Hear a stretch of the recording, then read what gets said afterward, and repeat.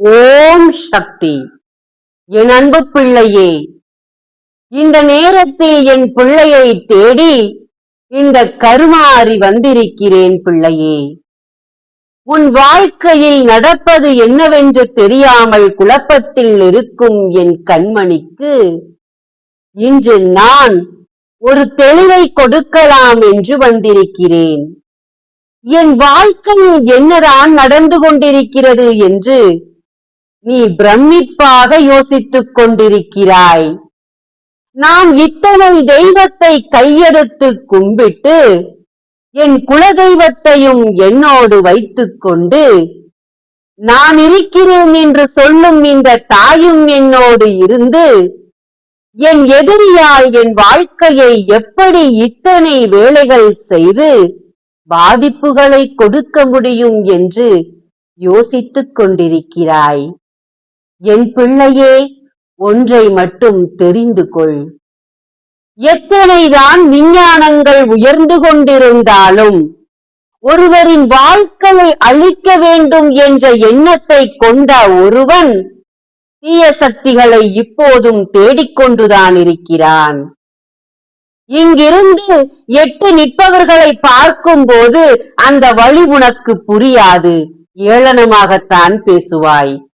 ஆனால் எதிரியின் கொடுக்கும் அந்த பாதிப்பை அனுபவித்து வழிகளோடு இருக்கும் பிள்ளைகளுக்குத்தான் தெரியும் அது எத்தனை பாதிப்பு என்று.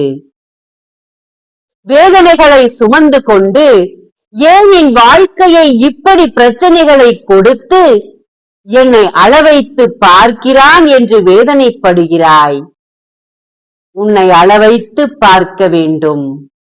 4 பேர் முன்னால் தலை நிமிர்ந்து நீ நிற்கக்கூடாது.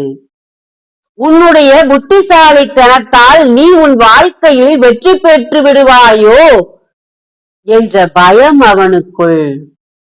எங்கே அவனுக்கு முன்னால் உன் வாழ்க்கை தரம் உயர்ந்து விடுமோ என்ற அச்சம் அவனுக்கு. உன்னை அழிக்க வேண்டும். பொறாமை எண்ணம் கொண்ட இவன் நன்றாக இருக்கிறானே, அவன் குடும்பம் மகிழ்ச்சியாக இருக்கிறதே. நான் சொன்னேன் அல்லவா, எட்டி நின்று பார்ப்பவர்களுக்கு அப்படித்தான் தெரியும். ஆனால் ஒரு குடும்பத்தை அழிக்க நினைக்கும் அவன் அங்கே 4 சுவற்றிற்குள் எத்தனை வேதனைகளை எத்தனை பாடுகளை சுமந்து கொண்டிருக்கிறான் என்பதை வெளிவட்டாரங்களுக்கு தெரியப்படுத்தாமல் அதை ரகசியம் காத்து கொண்டிருக்கிறான். ஏனென்றால் உனக்கு முன்னால் அவன் அழுதுவிடக் கூடாது. உனக்கு முன்னால் அவன் பாதிப்படைந்து கொண்டிருக்கிறான் என்று தெரியப்படுத்தக் கூடாது என்பதால் மறைத்து வைத்திருக்கிறான்.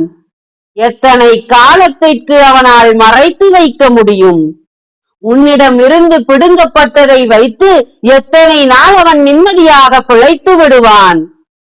உன் நிம்மதியை குலைத்து விட்டு அவன் எப்படி நிம்மதியாக அங்கே உறங்குவான்? நீ கும்பிடும் தெய்வங்கள் வேடிக்கை பார்த்து கொண்டிருக்கிறது என்று நீ நினைக்கிறாய். அதுதான் இல்லை. அங்கே அவனுக்கு கொடுக்க வேண்டிய வேலைகள் எந்த நேரத்தில் கொடுக்க வேண்டுமோ அதை அனுபவித்துக் கொண்டுதான் இருக்கிறான். இன்று உனக்கு நான் ஒன்றை சொல்கிறேன், கவனமாக கேள். எனக்கு துரோகம் செய்பவன் அவனா இவனா இவளா என்று பார்ப்பவர்களை எல்லாம் சந்தேகப்பட்டு கொண்டிருக்கிறாய். ஒன்றை மட்டும் நான் தெளிவாக கூறுகிறேன். உன்னை அழிக்க வேண்டும் என்று நினைக்கும் நபர், முக்கியமான நபர் ஒருவர், அதில் வேலை செய்து கொண்டிருப்பவர் இன்னொருவர். தங்கமே, வேலை செய்து கொண்டிருக்கிறார்கள் என்று சொல்கிறேன் அல்லவா, அது இன்னும் உன் நட்பில் தான் இருக்கிறது. முக்கியமானவர்கள் என்று சொன்னேன் அல்லவா, அந்த முக்கியமானவன் தான் மறைந்திருந்து உனக்கு செய்து கொண்டிருக்கிறான். 2 பேர் நட்போடு இருந்து உனக்கு துரோகம் செய்வது ஒரு பெண், மறைமுகமாக இருந்து உன்னை அழிக்க காரியங்களை செய்து கொடுத்து கொண்டிருப்பவன் ஒரு ஆண். இதை மட்டும் தெரிந்து கொள். நாளுக்கு நாள் உன் வாழ்க்கையில் நடப்பதை தெளிவுபடுத்தத்தான் ஒவ்வொரு நாளும் உன்னை தேடி வந்து கொண்டிருக்கிறேன். தைரியமாக இரு, நல்லதை நடத்தி கொடுப்பேன். ஓம் சக்தி. நன்றி.